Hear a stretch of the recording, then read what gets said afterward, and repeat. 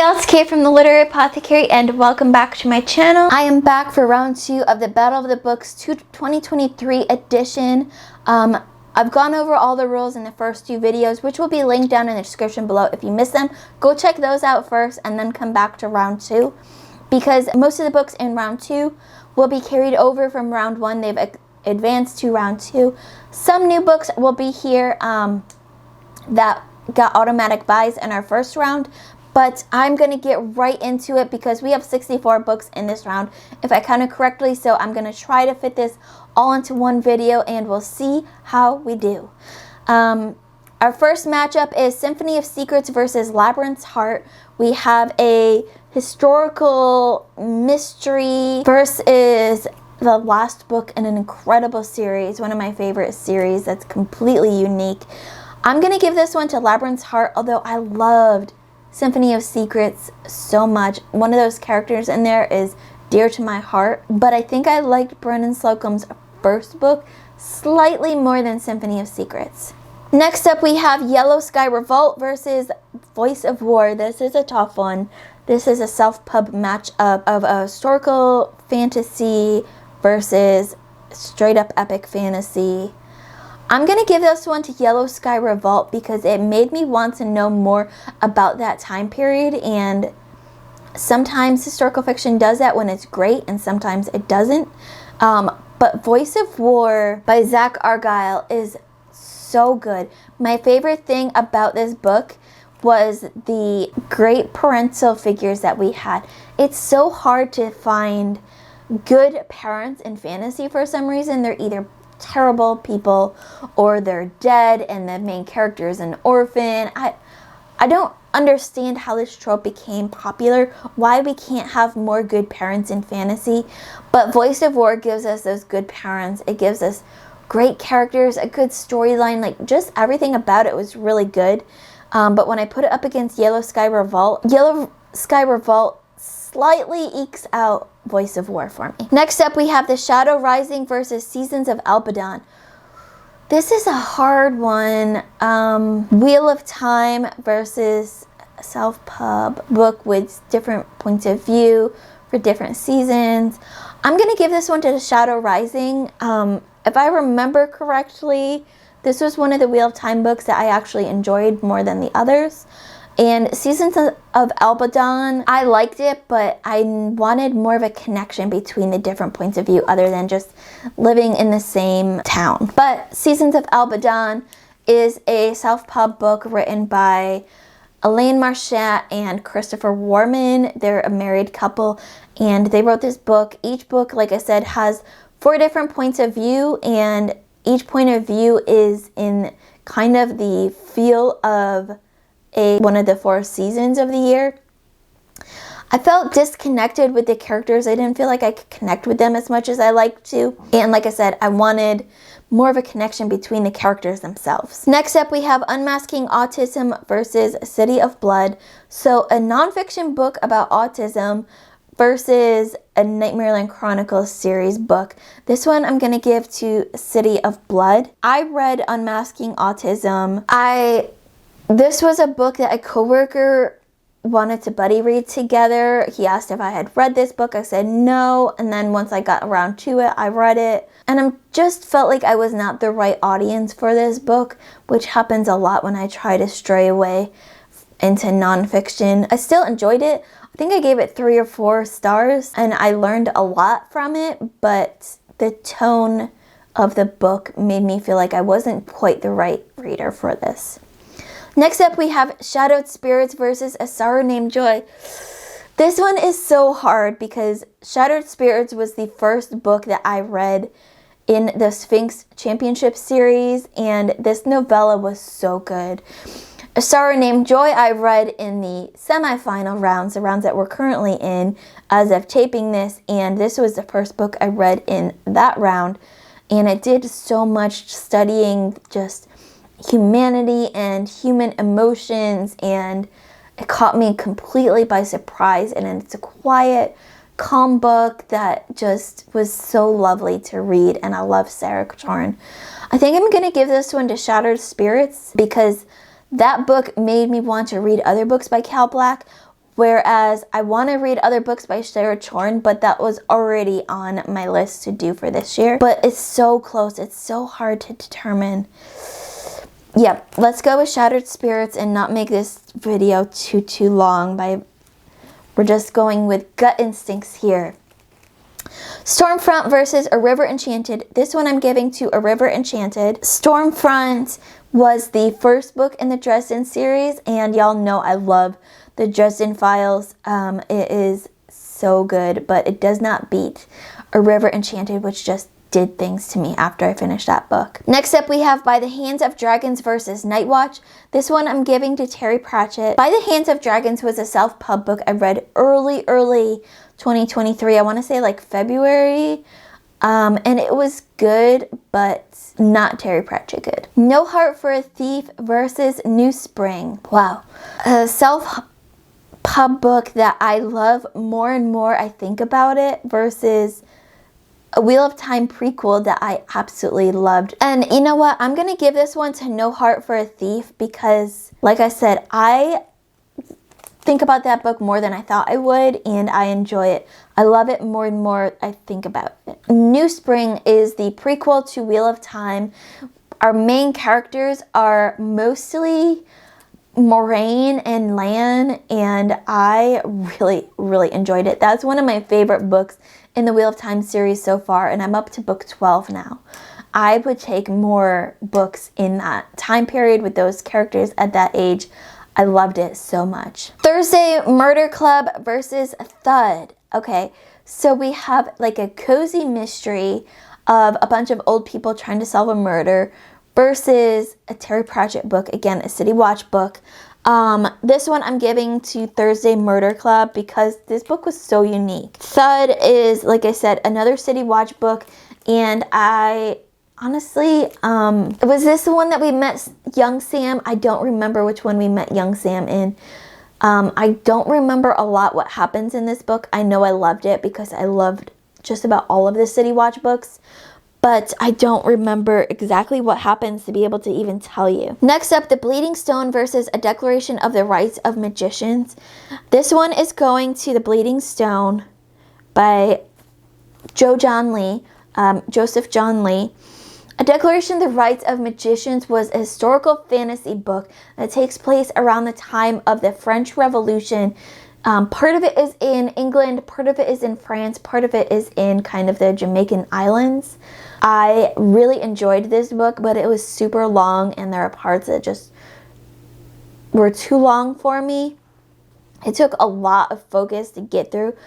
But I love historical fantasy books where we see moments in history, but what it would look like with magic, I just love it so much. So I really enjoyed A Declaration of the Rights of Magicians, but I enjoyed The Bleeding Stone more, which that book just makes me think about it more and more too. Next up we have Demons versus My Hungry Friend. Wow, what a matchup. A Dostoevsky Russian lit book versus a weird, creepy horror book. This one is hard. I need to think about this one for a minute. I'm gonna go with My Hungry Friend for this one.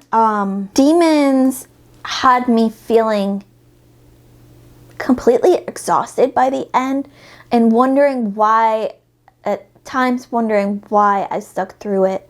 It just made me physically and mentally tired, which is not always what Dostoevsky books make me feel like. And so I probably won't ever read that again.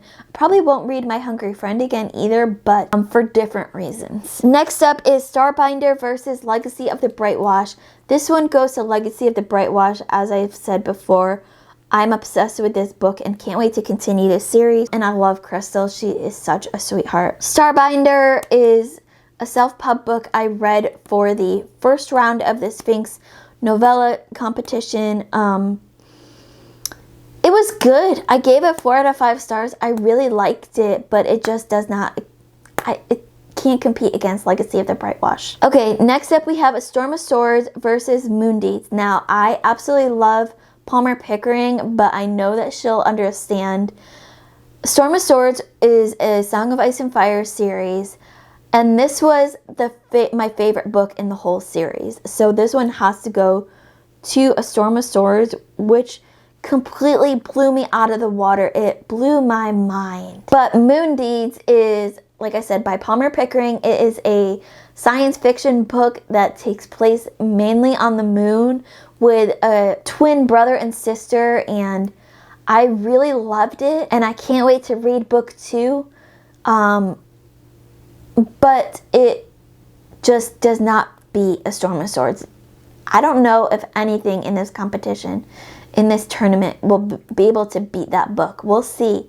But that book just blew me away. A Touch of Light versus No Safe Haven. This one is going to James Lloyd Doolin again, No Safe Haven. A Touch of Light was a hard book for me to read.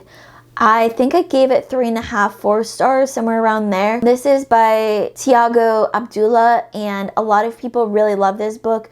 This book for me was a really slow read, and it took more concentration than I had at the moment to fully appreciate what was happening in this book. I just didn't have the brain power that I needed to really enjoy it. Next up we have Cytonic versus Thrice. So 2 books with just 1 word in the title. A Brandon Sanderson Skyward book versus a self-pub book by Andrew Meredith. This one I'm going to give to Thrice by Andrew Meredith. Cytonic was the, I believe, latest book in the Skyward series. Came out last year or the year before that. And y'all know I love me some Mbot, and we got classic Mbot in this book. I loved every moment with Mbot, but there was just something in this book that had a disconnect for me. I loved it, but I didn't love it enough to give it 5 stars. There was just a little bit of a disconnect for me in it. A Lullaby versus The Fifth Elephant. We have another Nightmareland Chronicles series book versus a Terry Pratchett book. If I remember correctly, The Fifth Elephant was one of the books that I didn't like quite as much in the City Watch series. So I'm going to give this one to Lullaby, because Lullaby was one of my favorite books in that 7-book series that we have 7 books so far. It's going to be a long series, but Lullaby completely blew the door open on that series. It was book 2. We got a new character who I absolutely fell in love with. I loved that character so much. I'm passing on Lullaby mostly just for that character, but also what that character did in the rest of this series. Travels with Charley versus Wistful Ascending. This one goes to Wistful Ascending, our superhero book. Now, Travels with Charley was a nonfiction book, memoir written by John Steinbeck. He is traveling across the country with his dog named Charley, and it was 100% endearing. It was classic Steinbeck type prose, very easy, very accessible. But it was also a book of its time, and it reflected the time that it was written in. I think the 60s, I want to say. No, maybe earlier than that. Anyways, it's very much of its time. And so if you are someone that has a hard time with books that reflect its time period, you know, there's some racist, some sexist language in there. Not intentionally hurtful by Steinbeck, but, you know, a product of its time.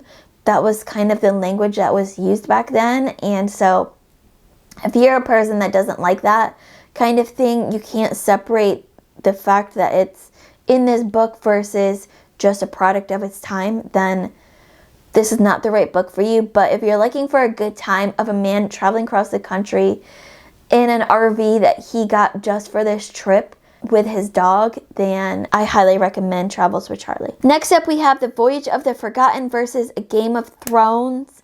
This one I'm going to give to A Game of Thrones because I read that book and I knew that was going to be a favorite series of mine. The Voyage of the Forgotten was book 3 in the Mercenary Kings trilogy by Nick Martell, and I loved that whole series, but book 2 was my favorite in those 3 books. Book 3 did some very, very different stuff. Very weird stuff that I loved, but also took me a long time to adjust to. Nightfall versus Nightfall and Other Dangers. Okay, that is really funny. Both books have Nightfall in the title. Okay. What are the odds? That's so funny. This one I'm going to give to Nightfall by Daniel Barnett. That's book 1 in the Nightmareland Chronicles series. Nightfall and Other Dangers, which was the horror short story collection by Jacob Stephen Moore. This book was so weird. These stories stayed with me longer than I thought they would. They haunted me at times. They made me laugh. I really enjoyed this horror short story collection. If you're looking for a good horror short story collection that has stories that are very, very unique and will have you thinking long after you finish them, I highly recommend Nightfall and Other Dangers. Our next matchup is Emily Wilde's Encyclopedia of Faeries versus Silhouette in the Shadow. This one I'm going to give to Silhouette in the Shadow. Emily Wilde's Encyclopedia of Faeries I really enjoyed, but it felt like, for me, again, there was kind of a disconnect in the characters and me. I wanted more of certain characters. I wanted more storyline with some of the characters. I had more questions at the end of that book than I had answers, and so I'm sending on Silhouette in the Shadow. Next up, we have Ascendance versus the Return of the Knights. Ascendance was one of the Gears of War books, although I don't exactly remember which one. So because of that, that's almost become like an automatic move on for the other book. The Return of the Knights was a self-pub book I read by Gregory Contaxis, and the more I think about it, the more I like it. I gave it 4 out of 5 stars when I first read it, and it felt like there was some kinds of disconnect, but the more reviews that I read for it, I am starting to see that's kind of, a lot of it is a typical epic fantasy tropes, and so I feel less resentment towards it. Next up, we have the Two-Faced Queen versus Trials of Ashmount. Oh gosh. Whew. This one might be like the hardest one I had to do so far. The Two-Faced Queen was the second book in the Mercenary Kings trilogy by Nick Martell. My favorite book in this series. I loved that book so much. Versus Trials of Ashmount, which was a grimdark book by John Palladino, which made me a fan of grimdark. But the Mercenary Kings trilogy was also a dark fantasy book. So, knowing that we have book 2, Buzzard's Bowl, which I liked more than Trials of Ashmount, I'm going to give this one to the Two-Faced Queen by Nick Martell. The Trials of Ashmount is like, it's a fantasy book that has like a, magic school, but also like a lots of different points of views of characters that are all kind of morally gray. It takes the morally gray trope to the T. It is definitely grimdark. If you're looking for a fantastic grimdark book that is partly inspired by Game of Thrones, partly inspired by Joe Abercrombie, highly, highly recommend The Trials of Ashmount, and you need to continue with this series because book 2 is even better than book 1. Can Holding in a Fart Kill You versus A Dance with Dragons? Well, this one I have to give to George R. R. Martin again, but Can Holding in a Fart Kill You is a book that John gave me for the Books My Boyfriend Gave Me series. It is a whole bunch of these different kinds of ridiculous scientific questions. Some are ridiculous, some are more real. The title question, Can Holding in a Fart Kill You? According to these authors, it cannot kill you, but it will make you highly uncomfortable. I enjoyed Can Holding in a Fart Kill You. I learned a lot from it, but it doesn't hold the flame to the last book in Song of Ice and Fire series by George R. R. Martin. Okay, just a handful left. We just talked about The Trials of Ashmount. Next up, we have Buzzard's Bowl versus We Promised You a Great Main Event, our WWE Unauthorized History book. This one I'm going to give to Buzzard's Bowl because that book was so good. I loved that book so much, and I talked about it so much after I finished it. We Promised You Great Main Event was, like I said, the unauthorized history of the WWE, and I learned so much in that book, and I enjoyed seeing my passion of history with my passion of WWE combined into one book. I absolutely loved it, but it can't beat Buzzard's Bowl. There's just something about Buzzard's Bowl by John Palladino that's just way above many, many books that I've read last year. Next up, we have The Path of Daggers versus The Chase Begins. The Path of Daggers was a Wheel of Time book, and I think this was like the start of the slog for me. The Chase Begins was a novella I read as part of the Sphinx Championship series. I'm going to give this one to The Chase Begins because I really enjoyed the LGBTQ representation of that and the storyline. The Path of Daggers, like I said, felt, if I remember correctly, was part of my slog in the Wheel of Time, and ugh. Next up, we have The Tale of the Border Knight versus Lily.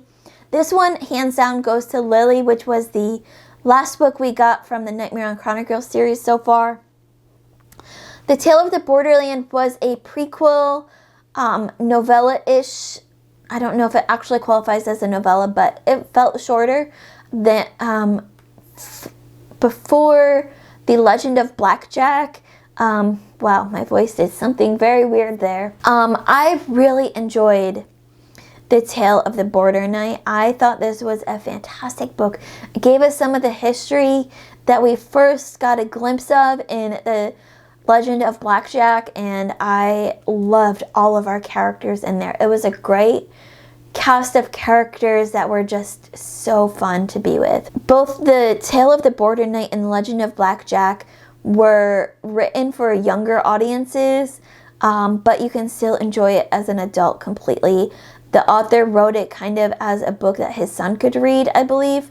And so if you're looking for a quick read that is so much fun, that will have you laughing, highly recommend The Tale of the Border Knight. Next up, we have The Lost Apothecary versus Sleepwalking. This one I'm going to give to Sleepwalking, which is another Nightmare on Chronicles series book.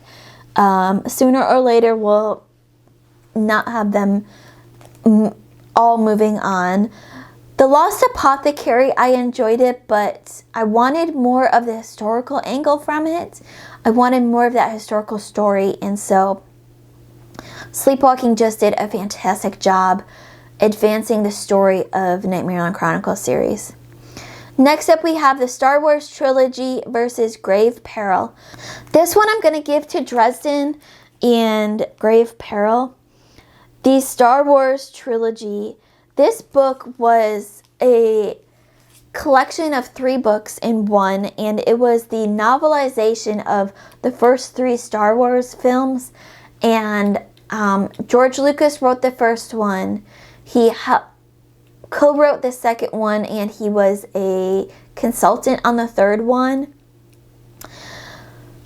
If these were on their own, one of them might have beat out Grave Peril, but because I'm doing it as a trilogy, because they were all in one book together, some I enjoyed more than others. I think once I got past A New Hope, a little bit of that nostalgia started wearing off, but I still really enjoyed seeing these stories that we've seen in films so much on paper, on page. I felt like some of the scenes worked better in film than on page. But yeah. We have 4 more matchups to go, and then we'll be done with round 2. Next up, we have Gerzel versus Yes Please. This one goes to Amy Poehler's memoir. Gerzel was a weird book for me. This was a self-pub book I read for my self-pub series. It is supposed to be inspired by the Arthurian legend. It was very graphic, and I didn't really get a lot of the Arthurian legend in it. I'm told by the author that it comes out more in book 2, but for me it felt like a little bit like false advertising. If you're going to claim that this is inspired by Arthurian legend, you can't wait until book 2 to bring that out. It has to be in book 1. That's a complete turn off for me. I kept reading it to find that inspiration, and it wasn't really there a lot. And the narrator for the audiobook just did a weird job. So yeah, that round goes to Yes Please by Amy Poehler. Just 3 more matches left. Phased versus Soulless. This is another hard one, and this is one that is an interesting matchup because we've got werewolves in both books. Phased was done by Victoria Tekken. You'll know her on BookTube as Tori Talks. Tori is a great friend. She's a great person in the BookTube community, and I loved her book. Soulless was a hysterical book. Our main character in Soulless was a person born without a soul who is possible love interest of a werewolf and best friend of a vampire. It was so funny. This one I'm gonna give to Phased, but I loved Soulless so much, and I can't wait to read the rest of that series by Gail Carriger. It just so well done. Next up, we have Weird Sisters versus Conspirata. This one I'm gonna give to Conspirata, which is book 2 in our Sister Road trilogy. Weird Sisters, I wanted to like more than I did. This is a Terry Pratchett book from the Discworld series. This was book 2 in the Witches series, and I liked it. I loved parts of it, but there just felt like there was something missing for me. And then our last matchup of round 2 includes Lost Books in Old Bones versus the Hexologists. We have a Scottish bookshop mystery book, which I loved. I loved more than the first book. I think this was the second book we read. And the Hexologist is a new series by Josiah Bancroft, which is just... This one goes to the Hexologist, and you'll hear more about that later. Lost Books in Old Bones was book 2, I think I said, in the Scottish bookshop mystery. I love this cozy mystery series that takes place in a bookstore in Scotland. I love our characters, obviously the setting, you know, I love. It was cozy, it was a mystery, it was fantastic. I loved it, but just is missing that something to compete against Josiah Bancroft's prose and his characters and everything about the world of the Hexologist. So that concludes round 2 of the Battle of the Books 2023 edition.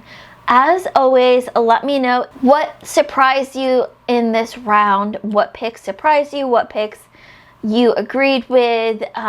Would you have made any different picks going with these matchups? Stay tuned for the next books will be the top 32.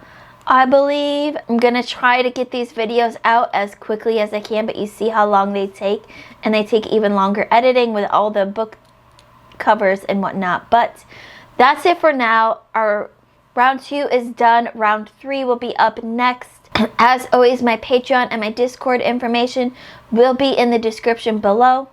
Keep reading, and I love y'all to the moon and back. Bye.